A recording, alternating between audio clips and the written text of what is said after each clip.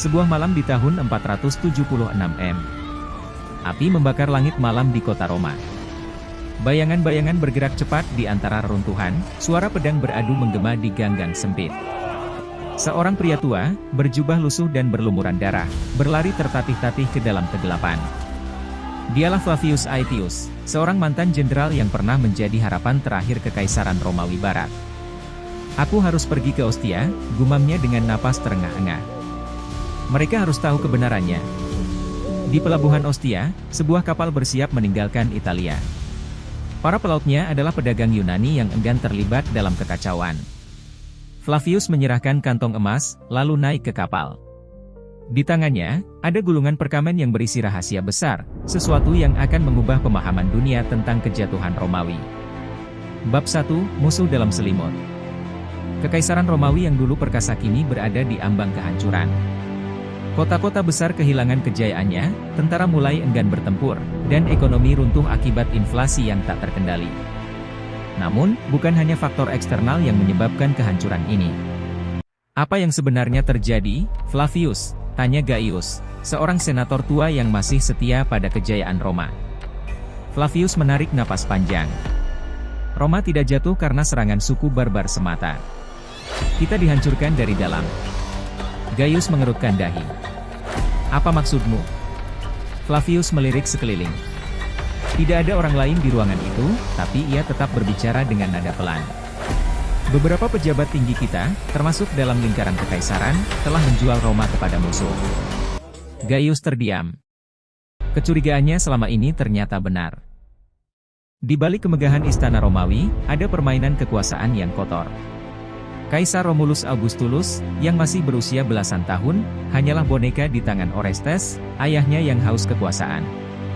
Orestes tidak peduli pada kejayaan Roma, ia hanya ingin mempertahankan statusnya.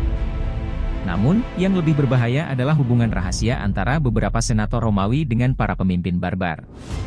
Mereka menjual informasi militer, menyabotase pertahanan kota, bahkan menyalurkan emas kepada suku-suku seperti Goth dan Vandals agar menyerang wilayah yang menguntungkan mereka. Salah satu nama yang muncul dalam daftar Flavius adalah Senator Quintus Valerius. Ia dikenal sebagai pria terhormat, tetapi nyatanya ia adalah dalang yang merancang kekacauan di dalam tubuh militer Romawi. Pada malam yang menentukan, Flavius menyelinap ke Villa Quintus Valerius. Di dalam ruang kerja senator itu, ia menemukan surat-surat yang ditujukan kepada Odoacer, seorang pemimpin barbar.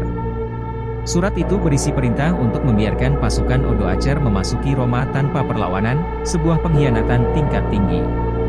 Flavius tahu bahwa jika surat ini sampai ke tangan Kaisar Timur di Konstantinopel, mungkin masih ada harapan untuk menyelamatkan Roma. Namun, sebelum ia bisa pergi, ia mendengar suara langkah kaki mendekat. "Flavius, aku tahu kau ada di sini," suara dingin terdengar. Saat ia berbalik, pedang sudah diarahkan ke dadanya. Quintus Valerius berdiri di sana, dengan senyuman licik di wajahnya. "Kau terlalu banyak tahu," kata Quintus, sebelum melancarkan serangan. Flavius berhasil lolos dengan luka di bahunya. Ia tahu bahwa satu-satunya harapan Roma kini berada di Konstantinopel. Dengan sisa tenaga, ia berlari ke pelabuhan Ostia, berharap bisa menyelamatkan kekaisaran yang telah ia layani seumur hidupnya.